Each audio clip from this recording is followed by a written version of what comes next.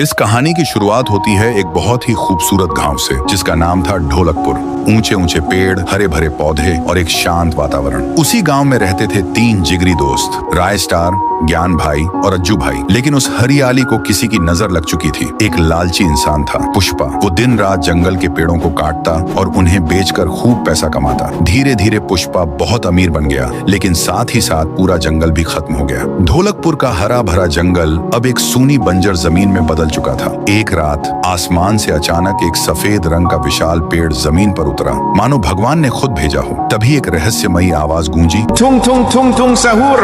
और वो पेड़ एक इंसान में बदल गया। लेकिन वो आम इंसान नहीं था, उसका शरीर लकड़ी जैसा था। उसने एक मंत्र बोला और देखते ही देखते बंजर धरती पर फिर से हरियाली लौट आई। पूरा जंगल रातों रात फिर से जिंदा हो गया। सुबह गांव वालों की नींद खुली तो देखा चारों तरफ हरियाली थी। हर कोई खुश था, लेकिन पुष्पा की लालच अब भी खत्म नहीं हुई थी। जब पुष्पा को खबर मिली कि जंगल फिर से लौट आया है, उसने अपने पूरे गैंग को इकट्ठा किया और कहा, आज रात हम सब अमीर बनने वाले हैं। रात होते ही वो लोग बड़ी बड़ी गाड़ियों में जंगल की ओर निकल पड़े। उसी रात स्टार अपने दोस्तों ज्ञान और अज्जू के साथ घूमने निकला। तीनों कार में थे। जैसे ही कार आगे बढ़ती है, सामने से पुष्पा अपना मॉन्स्टर ट्रक लेकर आता है और टकरा जाता है। जोरदार क्रैश होता है, कार पलट जाती है। राय स्टार जमीन पर गिरता है और बेहोश हो जाता है। ज्ञान और अज्जू बच जाते हैं और तुरंत उसे हॉस्पिटल ले जाते हैं। डॉक्टर ने काफी देर तक चेक किया और कहा, सॉरी, तुम्हारा दोस्त अब नहीं बच सकता। अज्जू और ज्ञान रो पड़े। उन्होंने डॉक्टर से गुजारिश की, कुछ तो करो डॉक्टर साहब। डॉक्टर ने कहा, एक रास्ता है। तुम्हारे गांव के जंगल में एक लाल रंग की जादुई जड़ी बूटी मिलती है। अगर तुम ला सको तो शायद मैं तुम्हारे दोस्त की जान बचा पाऊं। दोनों दोस्त बिना वक्त गवाए जंगल की ओर निकल पड़े। दूसरी तरफ पुष्पा और उसके आदमी जंगल में पेड़ काट रहे थे। तभी उन्होंने उस सफेद पेड़ को देखा। सब खुशी से झूम उठे,